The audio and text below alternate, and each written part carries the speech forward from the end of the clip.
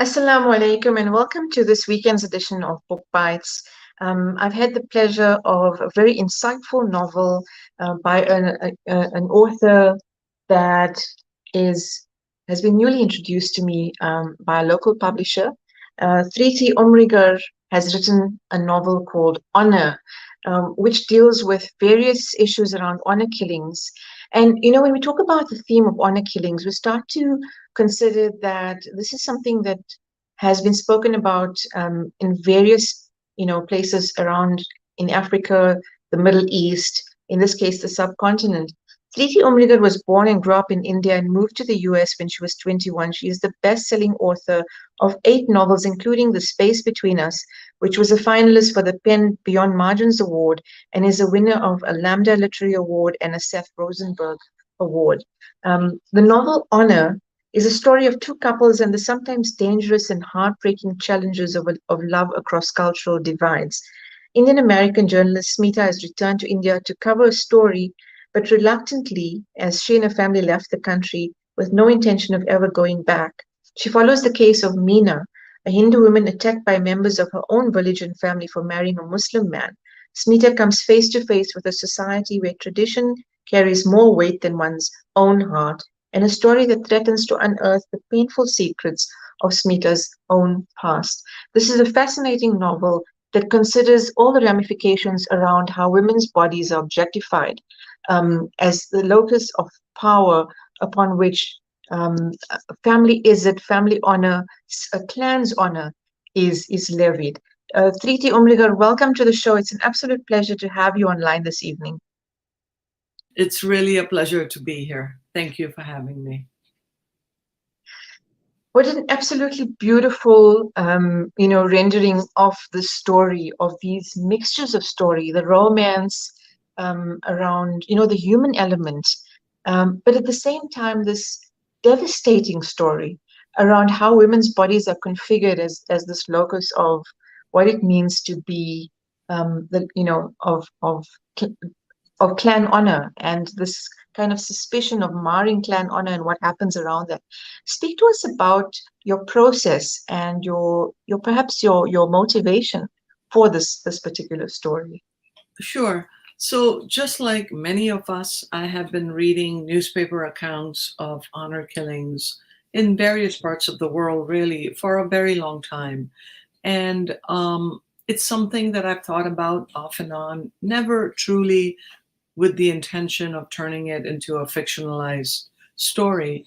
And then somewhere around 2015, 2016, I came across a series of articles written in the New York Times by this really talented reporter by the name of Ellen Berry. And she did a series of articles that was set mostly in rural India. And one of the stories in particular truly caught my attention. And this was the story about a small group of women in this small village in India who basically decided to get jobs outside the home. And for something that you and I and people like us take for granted, they faced severe blowback from their families and from the elders in their village. They were ostracized, they were humiliated in other ways. And I remember reading those stories and almost immediately thinking, my God, this has such dramatic literary and cinematic value, not to mention human value, that somebody should really tell the stories of these women. But not for a second did I think that somebody would be me. And a couple of years went by, and I found myself periodically thinking about these women, wondering what their eventual fates had been. And then one day I thought of creating almost like a composite character, Meena, out of several of these very intrepid women. And once I had Meena's character, she really started speaking to me. And after that, I knew that I had something there and decided to write a novel. I was really struck by the impetus of Mina and her sister wanting to go out and make something of their lives, despite the sort of structures that weighed down on them, the patriarchy that weighed down on them. And they go out and they make something of their lives. They build a life. They do, sort of pay for the family home against the chagrin of their brothers. And you still see this, not to give away the sort of the overall outcome of the novel, but this as a writer, I was feeling this tug of war and this despair as well with their struggle.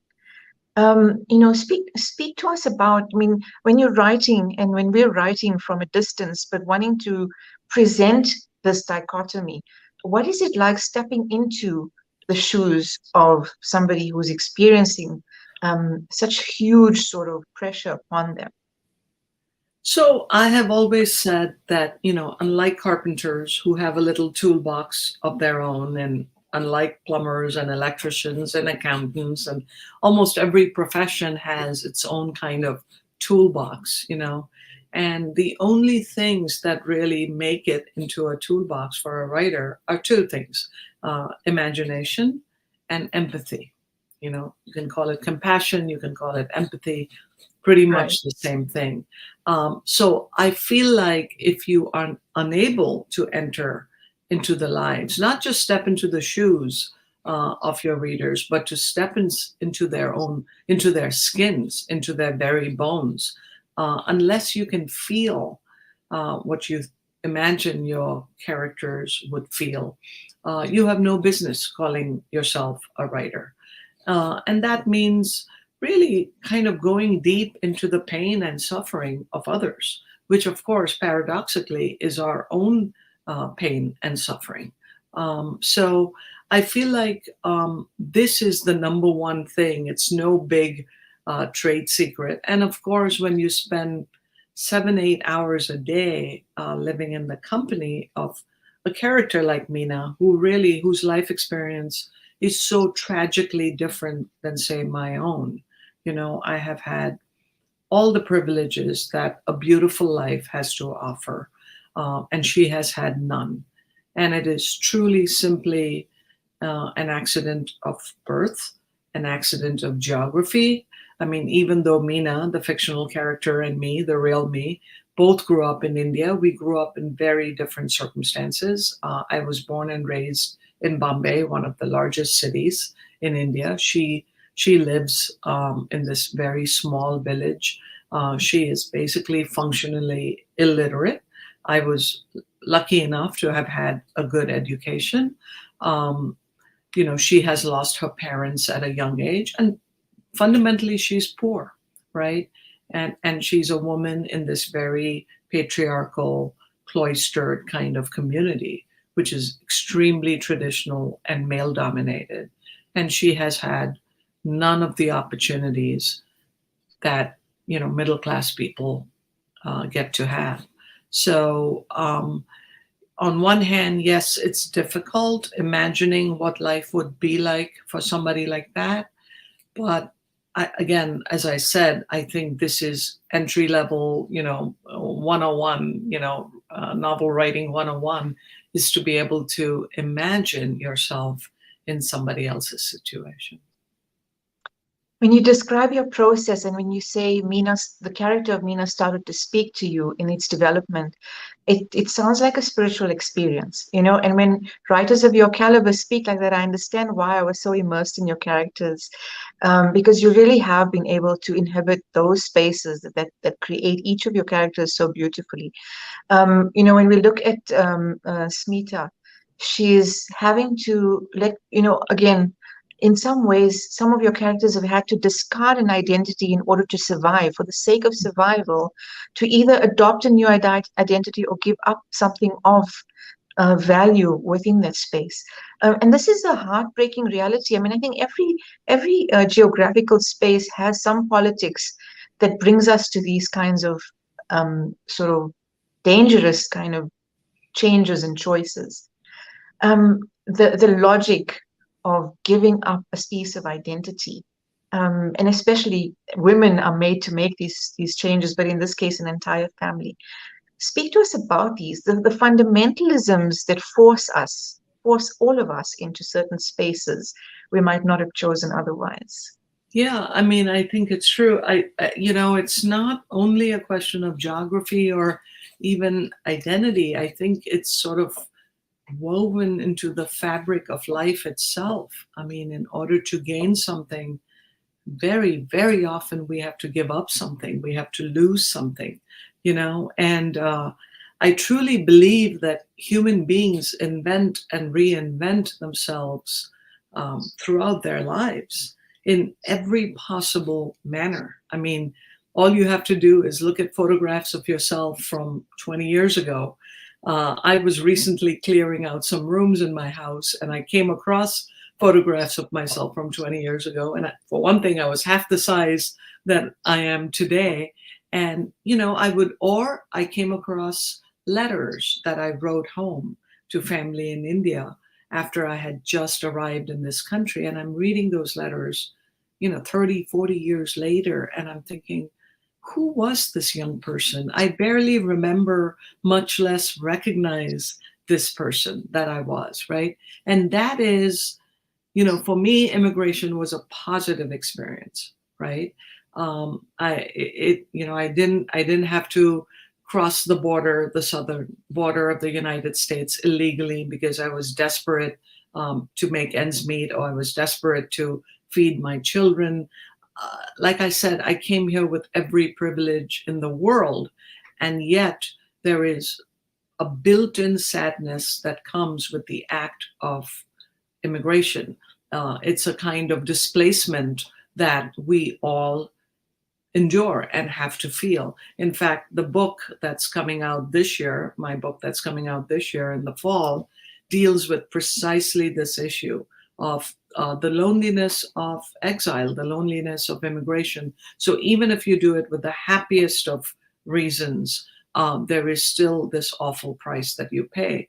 And of course, my story of migration, of immigration, is in the minority, because most people are forced to leave their homes either through civil war or the kind of bigotries that we encounter in a novel like Honor, or for natural calamities, for any number of reasons. It feels to me like the world's population is constantly on the move, and mostly not for happy reasons. So anytime you enter new territory, a new geographical space, as you so eloquently said, you are shedding old skin by definition. And hopefully the new skin that you adopt is one that makes you happy and one that fits. But that is not always the case for millions of people. I agree. I mean, when we talk about forced migration or the choice to move across borders, I mean, there is that sense of displacement that must be assimilated, and for many, not easily done so. With Honor, when I've been reading the book all weekend, walking around with it all over the house, and next to my coffee, and it's been with me. But this book will stay with me beyond this weekend, because it also broke my heart. For those of us who have at least ancestral links to India, to look across and say, but this sense of acceptance, this idea of an India for all, who've been there, who've visited, who've lived there, or who've in some way interacted with the beauty of the multicultural, multicolored beauty of being in India. This understanding that there's so much of strife. You go back to the 90s and you talk about the massacre, the Babri Masjid incidents, and you bring it back to the present through your story. There's so much of a history of togetherness and dissolution at the same time. Speak to us about some of the historical detail in this novel and how identity has been fractured, perhaps because of that. Yeah, so I think I think you're right in that. When I was growing up in India in the 60s and 70s, we were proudly, resolutely secular. I mean, to be an intellectual meant that you sort of shunned narrowness, the narrowness that comes from prejudice and bigotry, and that you widened your horizon, you widened really, you widened your heart. You embraced what this beautiful society had been, could be in the future, and to some extent was. And I have to say that, speaking as a Bombayite, as somebody who was born and raised in Bombay, there was a special kind of, perhaps in retrospect, arrogance that we felt as Bombayites, because there were always episodes of communal rioting, of, Hindus fighting Muslims on the streets, politicians playing one group against the other. That was also part of the reality of India when I was growing up. But somehow, because Bombay had this special kind of feel to it, it was on the West Coast, it was right on the water. There was a horizon to look out to. We were not like a small landlocked city. There was this sense of specialness, that we were somehow better than the rest of India, that we would not, we looked down on places that went up in flames every time there was some infighting between really neighbors, people who historically, traditionally had lived side by side. And then the historical event that I talk about in the early 1990s that came to be known as the Bombay riots, in an instant that shattered that, you can call it arrogance or you can call it innocence, whatever it was, that moment was shattered by the incidents where there were truly mobs of Hindus and Muslims out on the streets. And there was all this evidence that the police really just stood by and watched as mobs of Hindus attacked, Muslim families, Muslim businesses, destruction on the streets, all that kind of thing. So even though I was living in the US by then, I still had family in Bombay. And even if I had not had family in Bombay at that time, I know that my sense of city, my sense of belonging was permanently altered by the events of those few weeks and months. I never felt quite the same way about the city again as I did before that. My sense of home, very charged word, home, was, I wouldn't say it was destroyed, but this, there's this line from this rock and roll song that says, "My city was gone." And I really felt that line kept going through my head. My city was gone. The city that I knew and loved had now changed. I think when acts of violence start to sort of trample or smash our deeply held kind of sense of safety, our preconceptions, those are all challenged, because it's something that you think, if it's something I wouldn't do, if I wouldn't hurt the next person, why is the next person harming someone else? Right. So those preconceptions, as you said, your innocence is just severed at that point. Yeah. And your sense of home is severed as well. And in the diaspora, how much of this is felt? I mean, I could ask that question about those of us sitting in South Africa or anywhere on the African continent. But I mean, the Americas, Europe, there's this diaspora still experiencing this sort of feeling that, at a human level, everyone's celebrating and sharing our common humanity. And it isn't about the division of what you believe and what you believe, or what you don't believe, against the sort of the armor or the weaponry of politicians. How do we reclaim that space? That's a question for the ages. I can only answer it perhaps in the following way, and this I can only answer it in this way because this was exactly the conversation I was having with some friends yesterday. And we were just talking about our internal conditions in the United States, where there's states who are banning books. There seems to be a tidal shift in, and then kind of erosion of democracy, and every time a right-wing politician makes such a move, our response, my response, and the response of the people around me, like-minded people around me, is to say, this is really terrifying. I don't know where this is going to go. This is really terrifying. And yesterday, while talking to a group of friends, I caught myself saying exactly those words. And then I listened, and 5 minutes later, somebody else said, this is really scary, what's going on in our country. And I thought, yeah, that's what it is. All we are saying is that we're scared. And scared people are usually not effective agents of change. You can be scared and make positive change happen. You have to be angry. You have to be outraged. Um, Other things, different emotions should be our emotional response to these events, because that's when millions of people take to the streets and demand peaceful social change, and it maybe I'm not saying it very articulately right now, but it in the moment when we were in this group yesterday, this just became really, really obvious to me that for the last 4, 5, 6 years, our posture has been one of cowering. Oh my God, what else is coming down the pike? Rather than defiance, rather than saying, nope, not gonna take it. My country too, we're gonna fight, and that's my humble attempt at trying to make sense of any of this. I don't know if that's the right answer or not, but I'm just sharing with you what has been on my mind the last few days and weeks and months.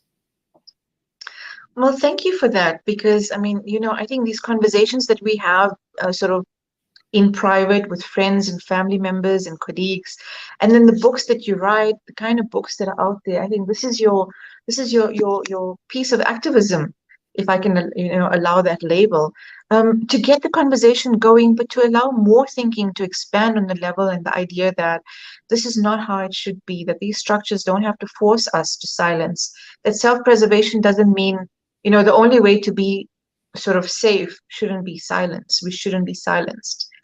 And we can talk about the privilege of having access to education and the ability to smash the patriarchy. But as long as we are needing to have these conversations where the right kind of presses down upon us in different ways, then there's still work to be done. There's always going to be work to be done out Yeah. there. Something you said just reminded me of a quote that I came across just in the last couple of weeks that says something to the effect of, the victory of evil over good, the triumph of evil over good is not at all inevitable. It can just as easily be the other way around. I mean, good should triumph over evil, but it's not going to happen through an act of God. I mean, whether you're a believer or not a believer, it's all here. It's in our hands to make it happen. I mean, if there is a God, that entity speaks to us, through our actions. And if you don't believe in a God, that's fine. You are still called upon as a human being, walking on earth, consuming its resources. You have a moral obligation to give back in a positive way. So it's totally up to us. Heaven and hell, that choice belongs to human beings and nobody else. Absolutely. I mean, in any belief, there's this self-determination, and as you put it correctly, a moral obligation to do the right thing, to present some form of service to humanity, and to leave the space better for the next generation, better than what we found it. Thrity, I had an absolutely brilliant read of this book, absolutely beautiful, and I believe I'm going to pick it up again, just to really, really, enjoy your characters, your beautifully written characters, and more of your books as well. I hope that many of my audience and South African readers in particular will be picking up copies of your book. I know there were many writers who've been to festivals around the country who were commenting that they had either interacted with you or read previous works of yours. So I know that we'll be seeing more of you online, and I hope that we'll have another opportunity to chat when your next novel is out. Thank you. I'll be there when you call. Absolutely brilliant. Thank you for giving us your time, and we do wish you everything of the best for your writing journey and for opening minds with more of your beautiful characters. Thank you. And I wish the same, not just to you, but to South Africa. May the country continue to grow, prosper, and become a beautiful country. Thank you so much. I hope we can welcome you on our shores someday so that you can launch some books here as well. That would be lovely. Thank you. Fantastic. And so there you have it. We chatted with author Thrity Umrigar about her new novel, Honor. Please go out and get yourself a copy. It's available in all the exclusive bookstores and various online stores around the country and through the continent. That's it from me this evening. Assalamu alaikum wa rahmatullahi wa barakatuh.